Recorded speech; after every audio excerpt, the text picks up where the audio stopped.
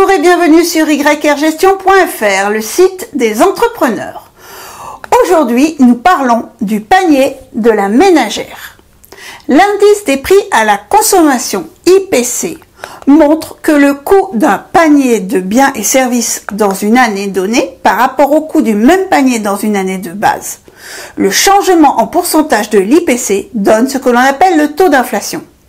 L'IPC est utilisé pour fixer des salaires, les retraites, le prix de certains biens sous régulation publique. Également, le taux d'intérêt réel est ce qui détermine la décision d'investir et il est donné par le taux d'intérêt nominal moins le taux de l'inflation. Nous verrons aussi que l'IPC est une mesure parfois imparfaite du coût de la vie. Enfin, notez bien qu'il ne faut pas confondre avec le panier moyen de l'e-commerce qui est le montant moyen des achats effectués sur un site ou dans un magasin physique. C'est parti!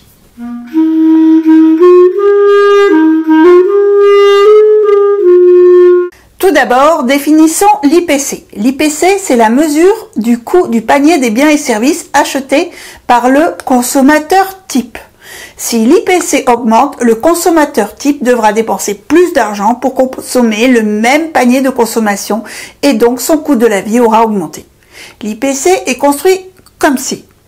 On définit et on fixe le panier du consommateur type en faisant des enquêtes de consommation pour déterminer quel poids est accordé à chaque bien dans la dépense totale. Ensuite, on fait des enquêtes de prix à des intervalles réguliers. Puis, on calcule la valeur du panier à différents moments sur la base des prix relevés. On choisit une année de base et on calcule la valeur de l'indice entre chaque année en prenant le ratio du coût du panier par rapport à cette année de base. Le taux d'inflation en pourcentage est donné par la variation annuelle de l'IPC. Comment les produits présents dans les relevés de prix ont-ils été sélectionnés ? Ces produits et services constituent des produits de base ou essentiels à la consommation, comme le pain, le lait, la farine, les œufs, fruits, légumes, boissons, etc.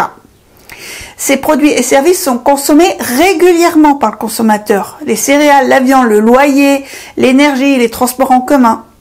Ces produits et services sont achetés ou utilisés par les ménages, les vêtements, l'assurance, l'électroménager, les repas emportés, les consommations hors domicile, les services publics. Le prix de chaque produit est relevé dans plusieurs points de vente d'une même enseigne. Chaque produit fait l'objet de plusieurs relevés de prix, différentes marques, différents points de vente, différentes enseignes. On va retrouver en tête de liste les produits alimentaires et les boissons non alcoolisées pour 18%, à égalité avec les coûts du logement qui comprend aussi les frais de chauffage. Talonné par le secteur de la culture et du loisir pour 17%, puis le transport, dont la sacro-sainte voiture pour 15%. La santé n'intervient que pour 4% et l'enseignement pour un seul malheureux pourcent. Les biens et services divers représentent tout de même 8%. Ils regroupent les assurances, les frais administratifs, etc. En 2020, 100 € ne suffisent plus qu'à moitié pour remplir un chariot de supermarché, même dans une grande surface de hard discount. Mais l'IPC n'est pas une mesure complètement parfaite du coût de la vie. Cela pour plusieurs raisons. Tout d'abord, il y a ce qu'on appelle les biais de substitution, c'est-à-dire que l'évolution des prix va affecter la composition du panier du consommateur type. Ainsi, l'indice surestime donc l'augmentation du coût de la vie en ne tenant pas compte de la capacité des consommateurs à substituer les biens. Ensuite, il y a l'introduction de nouveaux biens. Ceci donne plus de choix aux consommateurs qui peuvent substituer la consommation de certains biens avec des nouveaux, ce qui réduit leur coût de la vie. Exemple, le téléchargement de films sur Internet ne fait pas partie de l'IPC alors que le ticket de cinéma en fait partie. L'augmentation du coût de la vie est encore une fois surestimée dans cet exemple. Ensuite, il y a l'amélioration de la qualité des biens.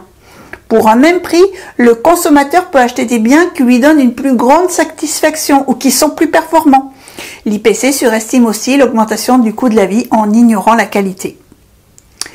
Ce n'est pas non plus un vrai indice du coût de la vie car il ne tient pas compte des primes d'assurance, ni des impôts, des cotisations sociales, etc. Ensuite, il y a l'hétérogénéité des paniers de la consommation. Jeunes contre personnes âgées, pauvres contre riches, le panier de consommation moyen n'existe pas réellement. Il y a des limites sur ce fameux panier si la composition de la société change ou si les prix des biens consommés par chaque groupe n'évoluent pas de la même manière. Donc il y a des comparaisons entre les personnes. Cette comparaison est difficile et d'autant plus entre les pays. En conclusion, notez que les confinements qui sont dus à la crise sanitaire ont modifié la structure de la consommation des ménages. Ainsi, cette nouvelle structure a été prise en compte pour mesurer l'inflation. Enfin et surtout, nous vous suggérons vivement, en tant qu'entrepreneur, de pratiquer votre propre IPC concernant vos charges. Copier-coller, ne rien changer. Voilà. Si vous avez aimé cette présentation, merci de liker, de partager, de vous abonner. Vos commentaires sont toujours les bienvenus. Et bonne fortune si vous avez trouvé le chat.